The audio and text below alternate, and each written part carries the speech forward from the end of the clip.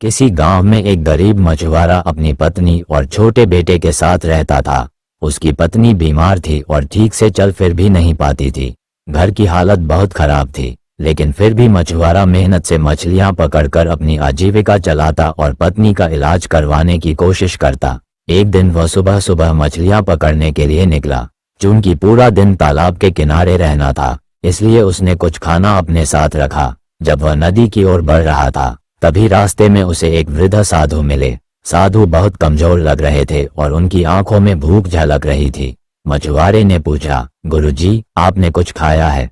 साधु ने सिर हिलाकर कहा, नहीं बेटा, कई दिनों से कुछ नहीं खाया। मछुआरा अपने साथ लाया हुआ खाना साधु को दे दिया और कहा, गुरुजी, आप इसे खा लीजिए, मैं शाम तक घर जाकर कुछ और खा लूंगा।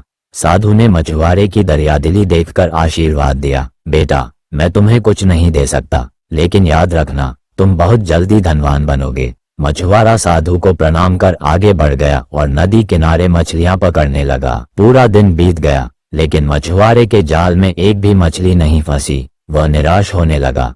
जैसे ही शाम हुई, अचानक एक बड़ी मछली जाल में फंस गई, लेकिन वह छूटकर भाग गई।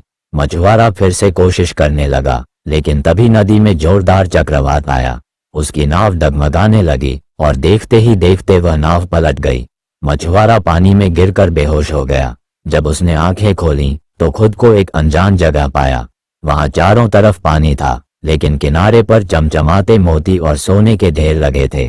तभी अचानक पानी में हलचल हुई और एक सुंदर जलपरी उसके सामने आई। जलपरी ने मुस्कुराकर कहा, तुम अब मेरी दुनिया में हो और मेरी इजाजत के बिना यहाँ से नहीं जा सकते। मछुआरा घबरा गया।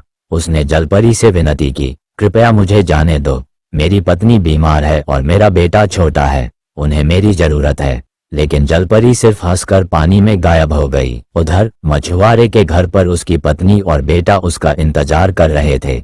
जब वह रात तक नहीं लौटा, तो उसकी पत्नी रोने लगी।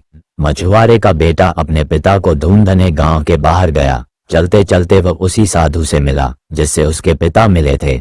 बच्चे ने रोते हुए पूछा, बाबा, क्या आपने मेरे पापा को देखा है?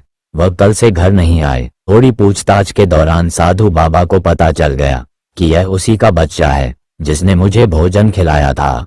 साधु ने बच्चे को शांत किया और कहा, चिंता मत कर बेटा, तुम्हारे पापा ने मुझे भोजन दिया था, अब मैं उनका कर्ज चुकाऊंगा, मैं उन्हें वापस लाऊंगा। इतना कहकर साधु अपनी शक्तियों से गायब हो गया और जलपरी की दुनिया में पहुंचा। उधर मछुआरा नदी के किनारे बैठा था।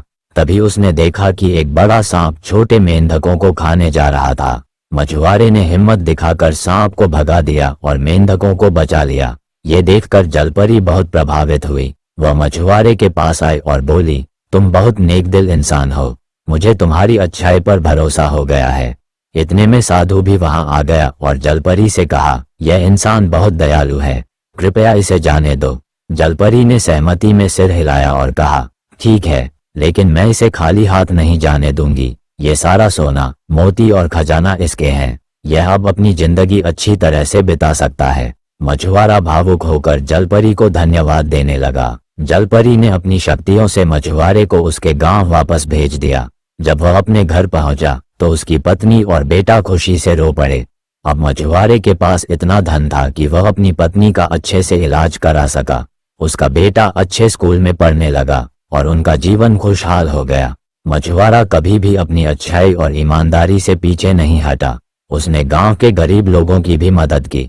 उसकी कहानी पूरे गांव में मशहूर हो गई और सब उसे सम्मान देने लगे। इस तरह एक साधारण मछुआरे की भलाई ने उसे अमीर बना दिया और उसने अपने परिवार के साथ सुखमय जीवन बिताया।